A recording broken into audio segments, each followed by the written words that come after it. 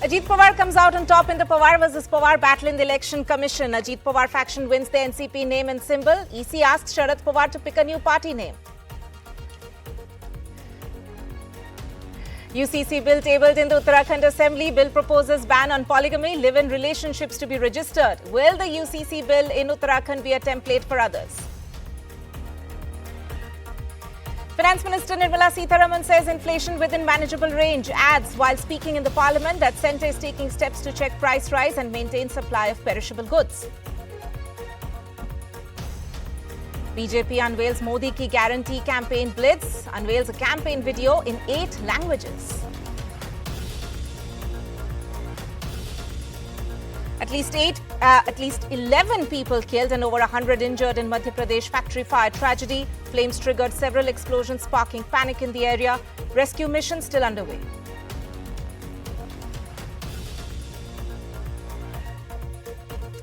Right, our top focus and breaking update coming in after over 10 hearings. Ajit Pawar has come out on top in the Pawar versus Pawar war as far as the Election Commission is concerned. The Nationalist Congress Party name, the party name and the symbol has in fact been granted to the Ajit Pawar faction. For more on this, I'm joined by my colleague Sunil Prabhu. Sunil, take us through what the EC has concluded.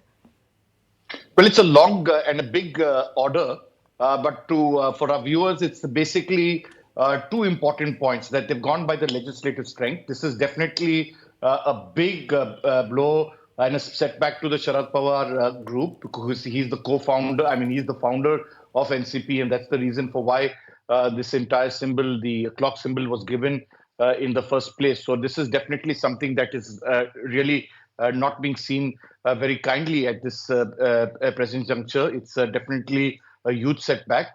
The other important point is that this is going to be challenged. There is no doubt that it's something that was anticipated by the Sharad Pawar faction.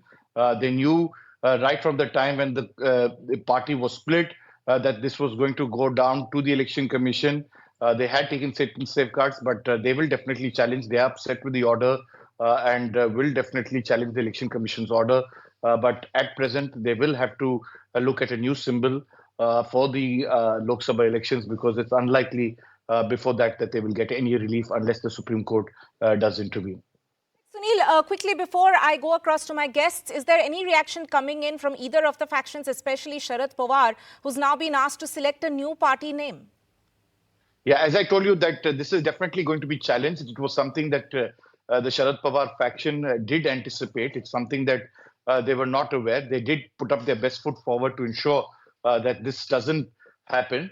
And Mr. Pawar himself and his entire team had been, fighting it in the Election Commission.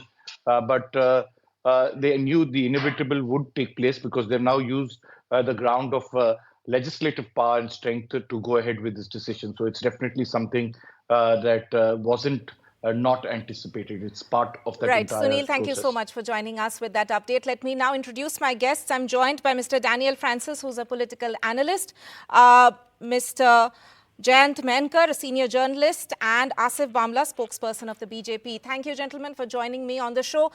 Coming to you first, Daniel Francis. You know, as Sunil was reporting that this was supposed to be on expected lines, but nonetheless a big shocker for Sharad Pawar. Why should this be a shocker for Sharad Pawar? You know, we had a case in Maharashtra earlier where on the same criteria, the test of majority, the test of aims, and the constitutionality of the constitution that these parties have, the Election Commission had already ruled that Mr. Eknath Shinde will get the election symbol and the party name, and he was the rightful claimant. In the same manner, a democratic rebellion was inspired by Ajit Pawar and inspired Ajit Pawar, and he's claimed his position in the party. And here we are that this is what has happened. So I don't think where Mr. Sharad Pawar is concerned, he's a seasoned politician. He was expecting this in the past, and his statements clearly tell us about that. If the question is that, what will be the future? I think Mr. Sharad Pawar, unlike Uddhav Thackeray, will quietly accept this ruling and will go amongst the people. Mr. Jayant Mankar, going to you first as somebody who's observing Maharashtra politics. Ahead of the Lok Sabha elections, this is going to be a major blow for Sharad Pawar. So, considering that there is very little time left, do you think that challenging this in court is going to help out the Sharad Pawar faction in any way? No, actually, the way Sharad Pawar has said, let us go to people. That will happen. He will definitely approach. I mean, he will definitely go to the people only. But now the problem is, at the age of 84, does Sharad Pawar has got that much physical capacity also to reach out to the people, because he is the only person who can garner the votes. And much of his burden since 2004 for the last 20 years actually was managed by his nephew Ajit Pawar, and now who is in another bandwagon. So the problem is this: it's Baramati, the constituency which is held by either of the Pawars, the Lok Sabha constituency, since 1981 till now 2024. So now the question is, will Ajit Pawar's wife will contest against Supriya Pawar? I mean, Pawar versus Pawar. And with as per my sources, BJP has given the task to Ajit Pawar that you must defeat, Baramati should be rested with the BJP faction, and then only whatever the consideration about of making Ajit Pawar as a chief minister will be considered. Right. And it is a big setback for Mr. Sharad Pawar also, as it is, but he was expecting that. Now, I also think on these lines. Right, Mr. Mankar, I'll have to get Asif Bamla in. We have very short time. Mr. Bamla, a spokesperson for the BJP there. Of course, there are no direct stakes attached at the moment for the BJP, but considering the fact that the Ajit Pawar faction is a close ally of the BJP in the state, and so this is definitely going to give a big boost to the alliance going into the elections of 2024 Lok Sabha polls. Well, as far as the numbers were concerned, the BJP was anyway self-sufficient even before the NCP entered the fray with us. But of course, it's a welcoming move because Ajit Pawar has been a grassroots leader. He's been a Grameen face also, and I mean, of course, he was running the party. He was handling the reins of the NCP for a long time, and then when he desired his intentions to join the party, that was a welcoming move for the party, because we were anyways, we were, by the previous government, the MVA, which happened to win and get a mandate with us, the BJP and the Shiv Sena. That, gave us a setback, and they joined hands and aligned with the NCP and the Congress, for leaving away their own, natural alliances. So after that, we had no choices and chances, but we were, as far as the number games is concerned, we were self-sufficient. But now this decision is definitely a good move as far as the alliance is concerned, but more to do with the NCP within the A-NCP and the B-NCP. The internal workings of the NCP. Daniel Francis. As far as BJP is concerned, we welcome the move, and of course, on the basis of the numbers that the Ajit Pawar faction has been able to garner in a big way. If you see 95%. Right, we will have to leave it there for now, Mr. Bamla. Thank you so much, Daniel Francis, Jayant Mankar, and Asif Bamla, for joining us on this big political update that we are breaking on the bulletin on the top. Let's also listen into some fresh reactions that we're getting. In fact, there are fresh visuals coming in also of the Ajit Pawar faction coming to know of the announcement, the decision rather, by the poll panel, and also, as we know, that Sharad Pawar has been asked to pick a new party name. Let's take a look at reactions coming in. आज election commission ने आदरणीय शरद पवार साहब की जो party है राष्ट्रवादी कांग्रेस और उसका symbol घड़ी, ये दोनों भी आज इलेक्शन कमीशन ने अजीत पवार गढ़ को दिया है। सब दुनिया जानती है कि राष्ट्रवादी कांग्रेस पक्ष की स्थापना किसने की थी? शरद पवार साहब ने। राष्ट्रवादी कांग्रेस पक्ष के अध्यक्ष शरद पवार साहब, इसका सिंबल कौन सा है? घड़ी। ये पूरी दुनिया को मालूम है। उसके बावजूद इलेक्शन कमीशन ने जो निर्णय दिया है वो सही मायने में लोकशाही की हत्या है। आपको पता है चंडीगढ़ में जो चुनाव हुआ 2-3 दिन पहले, वो चुनाव के बारे में जब मामला सुप्रीम कोर्ट ने गया, सुप्रीम कोर्ट में ने भी इसी प्रकार का ऑब्जर्वेशन दिया कि जैसा चंडीगढ़ में जैसा लोकशाही की हत्या हुई, ये हम खुले आंख से देख नहीं सकते। इस प्रकार का ऑब्जर्वेशन सुप्रीम कोर्ट ने दिया है। आज उसी प्रकार की घटना आज महाराष्ट्र में घटी है। एक महीने में आज लोकशाही की हत्या आज महाराष्ट्र में हुई है। Right, moving on now to other news. And Uttarakhand is set to become the first Indian state in independent India with a uniform civil code. It's been conceptualized as a set of laws that govern personal matters, including marriage, divorce, adoption, inheritance and succession for all citizens, regardless of religion. Now, as per sources, the bill also proposes to ban polygamy and bring in restrictions on live-in relationships. The big question is, will the Uttarakhand UCC bill be a template for the centre and other states? Even as opposition sat on dharna inside Uttarakhand Vidhan Sabha, Chief Minister Pushkar Singh Dhami introduced the bill. आज प्रतीक्षा समाप्त हो रही है और आज देवभूमि से समान नागरिक संहिता लागू होने की दिशा में हम आपके सदन में इसको प्रस्तुत कर रहे हैं। जिस प्रकार से इसमें प्रावधान किए गए हैं। BJP claims that the bill is a progressive one, which brings in uniformity in terms of marriage, divorce, land, property and inheritance. Key provisions include gender differences have been done away with. In UCC, daughter and son have been referred as a child and will get equal rights. Word illegitimate also has been erased, and all children born out of wedlock would be referred as a child of the couple.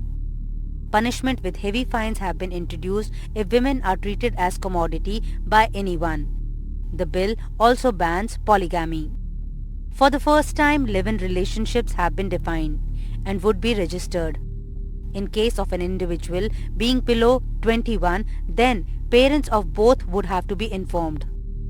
Failure to submit live-in relationship declarations or providing false information could land one in jail for 3 months, a fine of Rs 25,000 or both. Anyone who fails to register a live-in relationship will face a maximum of 6 months in jail, be fined of Rs 25,000 or both. Even a delay in registration by as little as a month will trigger a jail term of up to 3 months, a fine of Rs 10,000 or both. Meanwhile, questions are being raised by opposition leaders about timing and how they were not consulted while draft consultations were taking place.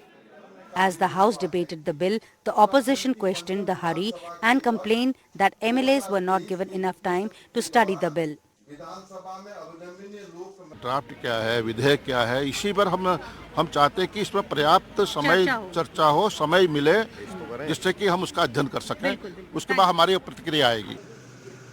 Critics also say Uttarakhand is a test case for Bharatiya Janata Party, and if implemented, many other states would follow. The UCC is only ideological agenda of Bharatiya Janata Party that remains unfinished. After the opening of the Ram Mandir and scrapping of Article 370 from Jammu and Kashmir. Uttarakhand has about 4% of tribal population, and the fact that this community has been left outside the ambit of UCC is being questioned by many. In Dehradun, with my colleague Kishore Rawat and camera person Ashwini Mehra, this is Neeta Sharma reporting for NDTV. News now from the Parliament, and Finance Minister Nirmala Sitharaman today responded to questions on inflation and assured MPs that all steps are being taken to meet shortage and supply of perishable goods. She added that inflation currently was within tolerable range. The central government is constantly taking steps to make sure that we give the necessary subsidy, we reduce the price where it is possible, and therefore to reduce the burden on the common citizen. As for the state governments, we can only request that all the country, all citizens be treated equally, and therefore such a reduction be taken up by the respective state governments. But it gets reflected in the fact that the inflation within that state remains high because of not reducing such prices where it is possible for state governments and the central government to reduce. At best, we can only, with such voices, there are a few states who have not done it. Their citizens bear the brunt, and that has to be made very publicly aware. Now, in the run-up to the 2024 general elections, BJP's released promotional videos in 8 different languages amid the Modi guarantee blitz. This just day after PM's fiery speech in the parliament.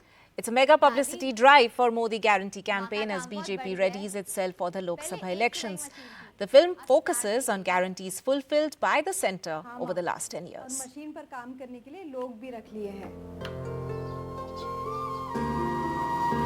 चले बेटा।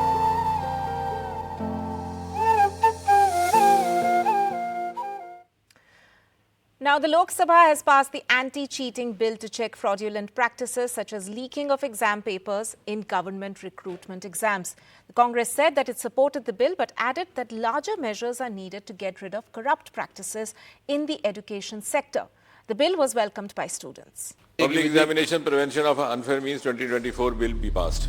With an aim to ensure fairness in competitive exams, the centre has passed the anti-cheating bill in the Lok Sabha.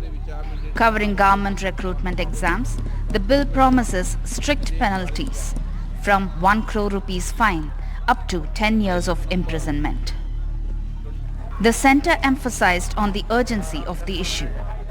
पश्चिम बंगाल में नवंबर 2022 में diploma elementary education का paper leak होता है और उसी प्रकार school service commission West Bengal का भी पेपर रिलीज होता है। दिसंबर 2022 में टीचर रिक्रूटमेंट स्कैम राजस्थान में पाया जाता है और 2018 से लेकर के अब तक राजस्थान में इस प्रकार के 12 घोटाले हुए। This bill comes close on the heels of 41 cases of exam paper leaks in the last 5 years. Over 1.4 crore students have been impacted due to these cases. They were vying for 1 lakh posts at different levels. Rajasthan, Madhya Pradesh, Telangana and Uttarakhand are among states with most cases of recruitment exam paper leaks in this time period. The opposition agreed that it was an important bill but added that larger changes are needed. जिस तरह से अनियमितता हो रही है और irregular session हो रहा है उसको पहले ठीक करने की ज़रूरत है। हायर एजुकेशन में सबसे बड़ा गड़बड़ी तो ये कि जिस तरह से शिक्षकों की कमी है, सब में 50% से ज़्यादा जगह खाली है। The Assam government too has tabled a similar bill in their assembly. As per the bill in Assam, state government will designate special courts for trial of paper leak cases.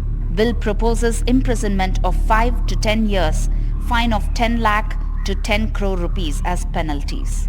Once convicted under this new law, a person cannot appear in any public exams for 2 years. Institutions found guilty in malpractices can be banned forever. In 2022, Assam government had to enforce a mobile internet shutdown during Assam government's recruitment examination for few hours to ensure that no malpractices takes place. In recent past, there have been cases of paper leak, and therefore, when this bill gets passed in the state legislative assembly, Assam would be one of the first states to bring strong legislation to check paper leaks and exam malpractices. Students across India have welcomed this move. I'm definitely very happy with the bill that is passed. I do very much look forward to the implementation. Glad that the state is taking the initiative, to care about the future of the country. When competition needs to thrive, cheating needs to be curbed. Only then students will know the value of learning. I can't help but remember one of the famous dialogues from a Bollywood movie that is based on UPSC exams. Bahar ke andhere se, andar ke andhere se daro. With Ratnadeep and Harsha, Pratibha Raman for NDTV. Staying with news from the south, quick-paced political developments in 2 Telugu-speaking states. 2 BRS leaders switch to the Congress. Chandrababu Naidu is now set to arrive in Delhi tomorrow for possible talks with BJP. So a lot of political developments taking place over there in the run-up to the crucial Lok Sabha elections. Moving on to news now of the MP factory fire tragedy. 11 people have been killed and over 100 others injured after a fire broke out inside a firecracker factory in Madhya Pradesh's Harda. The flames triggered several explosions, sparking panic in nearby areas. Intensity of the blast was such that people in adjoining Seoni Malwa area and Narmadapuram district said that they experienced tremors.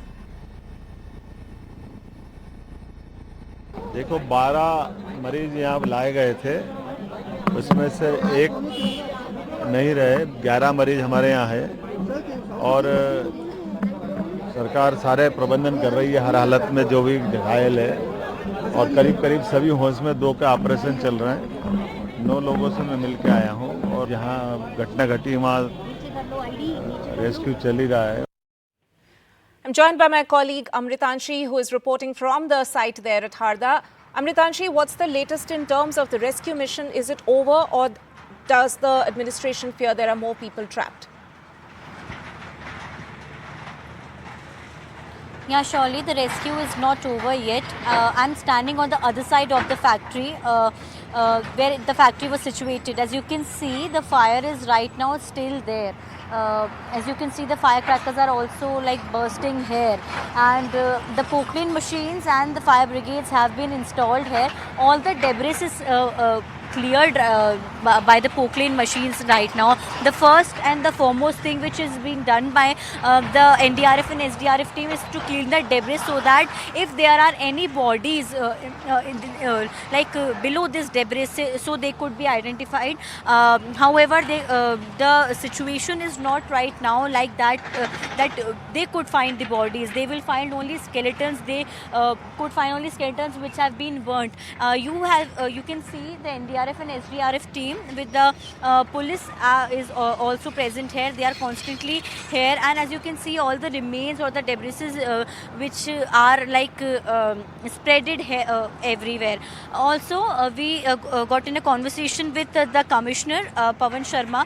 He admitted that 11 people are dead, and also if we talk about 175 people are injured right now, and 25 people have been referred to Bhopal. The green corridor was made between Bhopal and Harda especially, and here they made a green corridor and the people have been referred to Bhopal. Also, the helicopters from the government are being standing here itself in the here is a place, right, so that if there are any severe injuries with the people with the severe injuries, they could be sent to Bhopal or Indore for the treatment. Right. But right now the rescue operation is going on constantly, and it will take 2 to 3 hours. We'll keep taking regular updates with you. Amritanshi, stay safe. Thank you for bringing us the latest from ground there. Shifting focus now to news from neighbouring Pakistan, and Pakistan is set to elect its new government on Thursday. Former Prime Minister Nawaz Sharif, the front runner in this election, returned to the country last year after a self-imposed 4-year exile in the UK. With former Pakistan Prime Minister Imran Khan languishing in jail, it seems to be a Nawaz Sharif versus Bilawal Bhutto contest this time.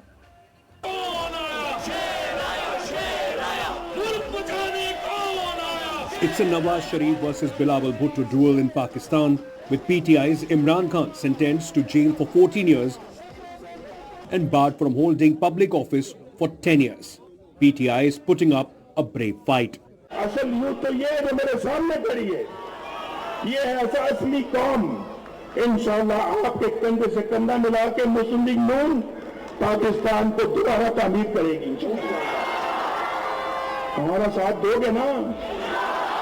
अगर आप मुझे अपना वज़ीर आज़म बनाते हो, अगर मैं वफाकी हुकूमत संभालता हूं, तो इंशाअल्लाह ताला मैं तमाम 10 नुकात पे अमल दरामद करूंगा। इंशाअल्लाह ताला मैं पाकिस्तान के अवाम की जो आमदनी है, उसमें ना सिर्फ इजाफा करूंगा, उसको दुगनी करके दिखाऊंगा इंशाअल्लाह। The Pakistan Muslim League, Nawaz Sharif, has vowed to bring back peace to the country, focusing on bringing the economy back on track, combat climate change and a zero tolerance towards terrorism.